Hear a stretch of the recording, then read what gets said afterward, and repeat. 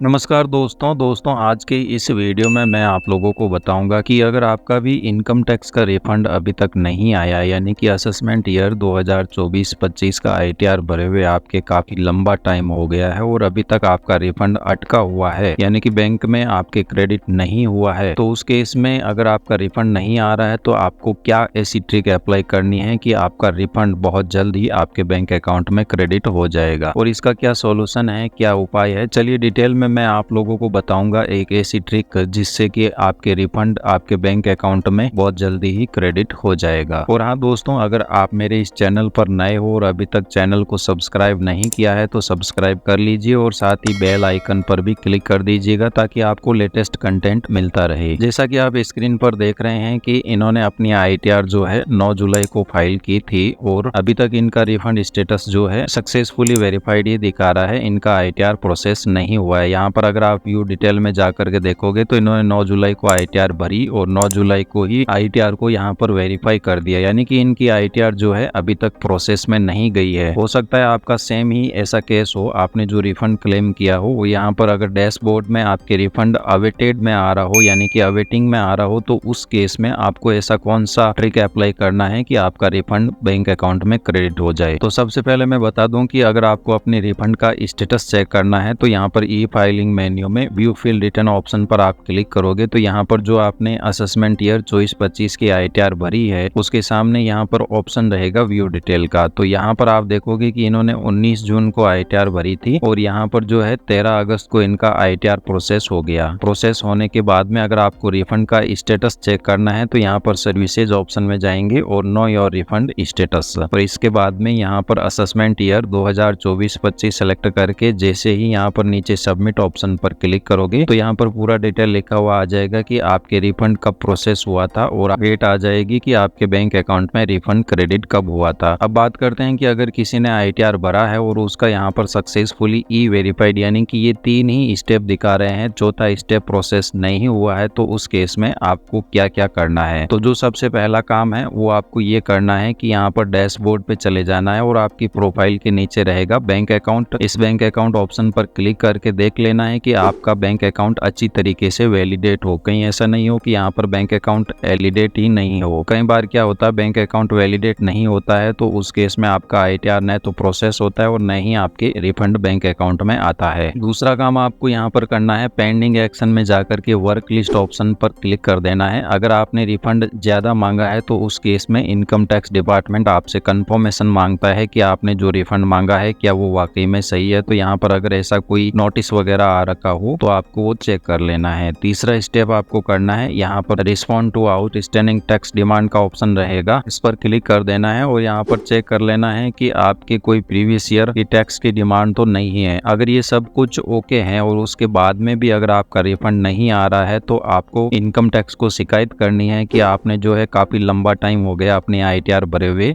और अभी तक आपका रिफंड नहीं आया है। तो उस केस में आपको ई फाइलिंग मेन्यू में जाना है और यहाँ पर व्यू फील्ड रिटर्न ऑप्शन पर क्लिक करके आपने जो आईटीआर भरा है उसका एक्नॉलेजमेंट स्लिप यहाँ पर डाउनलोड रिसिप्ट ऑप्शन पर क्लिक करके डाउनलोड कर लेना है। इसके बाद में जो ये एक्नॉलेजमेंट नंबर है उसको आपको कॉपी कर लेना है और वापिस अपने ई फाइलिंग पोर्टल पर आ जाना है। इसके बाद में यहाँ पर आपको ऑप्शन मिलेगा गवर्नेंस और गवर्नेंस के अंतर्गत सबमिट गवर्नेंस का ऑप्शन मिलेगा, इस ऑप्शन पर आपको क्लिक कर देना है। इसके बाद में यहाँ पर रहेगा सीपीसी आईटीआर, तो सिंपली आपको इस ऑप्शन पर क्लिक कर देना है। इसके बाद में यहाँ पर सेलेक्ट कैटेगरी में आपको ऑप्शन रहेगा प्रोसेसिंग का, वो सेलेक्ट करना है और इसके बाद में सब कैटेगरी में आपको सेलेक्ट करना है अदर और प्रोसेसिंग। इसके बाद में कंटिन्यू ऑप्शन पर क्लिक करना है। यहाँ पर आपको असेसमेंट ईयर सेलेक्ट कर लेना है, जिस असेसमेंट ईयर का आपके रिफंड नहीं आया है। तो यहाँ पर 24-25 का हमारे रिफंड नहीं आया है और फिर यहाँ पर रहेगा गवर्नेंस का बॉक्स, तो इस बॉक्स में आपको लिख देना है रेस्पेक्टेड सर या madam, I file my income tax return on 9 July 24 with acknowledgement number, ये यानी कि आपका जो आईटीआर का एक्नॉलेजमेंट नंबर है वो आपको लिख देना है। But till my return is showing successfully e-verified, kindly process the my return and issue refund to my bank account as soon as possible और थैंक यू। इसके बाद में नीचे स्क्रॉल डाउन करना है और यहाँ पर सबमिट गवर्नेंस ऑप्शन पर आपको क्लिक कर देना है। जैसे क्लिक करोगे तो यहाँ पर जो आपने इनकम टैक्स को शिकायत दर्ज की है आपके आईटीआर के प्रोसेसिंग के रिगार्डिंग, वो जल्द से जल्द रिजॉल्व करके आपका जो भी रिफंड है आपके बैंक अकाउंट में क्रेडिट कर दिया जाएगा। इसके अलावा आईटीआर